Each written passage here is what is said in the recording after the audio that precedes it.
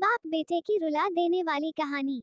एक 80 वर्षीय पिता अपने 45 वर्षीय उच्च शिक्षित बेटे के साथ अपने घर में सोफे पर बैठा था। अचानक उनकी खिड़की पर एक कौवा आकर बैठा। पिता ने अपने बेटे से पूछा कि यह क्या है। बेटे ने जवाब दिया कि यह एक कौवा है। कुछ मिनट बाद पिता ने अपने बेटे से दूसरी बार पूछा कि यह क्या है।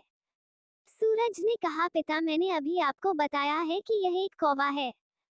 थोड़ी देर बाद बूढ़े पिता ने फिर से अपने बेटे से तीसरी बार पूछा कि यह क्या है।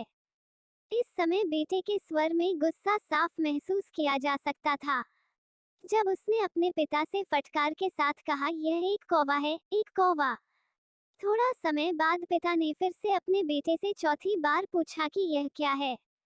इस बार बेटा अपने पिता पर चिल्लाया, आप बार बार एक ही सवाल मुझसे क्यों पूछ रहे हो? हालांकि मैंने आपको कई बार कहा है कि यह एक कौवा है। क्या आप इसे समझ नहीं पा रहे हैं? थोड़ी देर बाद पिता अपने कमरे में गए और एक पुरानी फटी हुई डायरी के साथ वापस आए, जिसे उन्होंने अपने समय से काफी जतन करके रखा था। उस डायरी में उनके जीवन के कई यादगार पल लिखे हुए थे। डायरी का एक पन्ना खोल पिता ने अपने बेटे को उस पन्ने को पढ़ने के लिए कहा। जब बेटे ने उसे पढ़ा तो डायरी में निम्नलिखित शब्द लिखे थे। आज मेरा 3 साल का छोटा बेटा मेरे साथ सोफे पर बैठा था। जब एक कौवा खिड़की पर आकर बैठा, तब मेरे बेटे ने मुझसे 23 बार पूछा कि यह क्या है और मैंने उसे 23 बार जवाब दिया कि यह एक कौवा है। मैंने उसे प्यार से गले लगाया। हर बार उसने मुझसे एक ही सवाल बार बार पूछा, और 23 बार मुझे बिल्कुल भी गुस्सा नहीं आया, बल्कि मुझे लगा मेरा बच्चा कितना मासूम है, और मुझे उस पर अधिक स्नेह उमड़ा। फिर पिता ने कहा कि एक ही सवाल का 23 बार जवाब देने में मुझे कोई गुस्सा नहीं आया था, और आज जब मैंने अपने बेटे से वही सवाल पूछा तो बेटा सिर्फ 4 बार में ही चिढ़ गया और नाराज हो गया। ये सुनकर बेटे का सिर शर्म से झुक गया।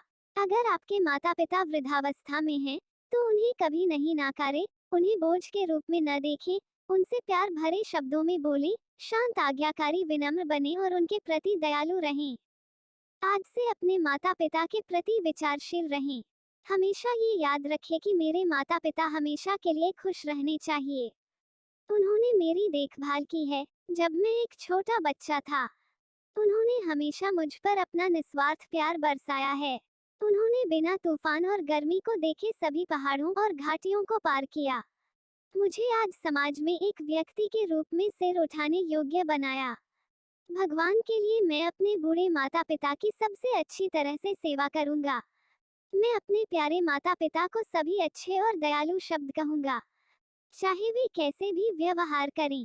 भगवान हमारे माता पिता को अच्छे स्वास्थ्य और लंबे जीवन का आशीर्वाद दें। आपको ये कहानी पसंद आई हो तो लाइक, शेयर, सब्सक्राइब और कमेंट जरूर करें। धन्यवाद।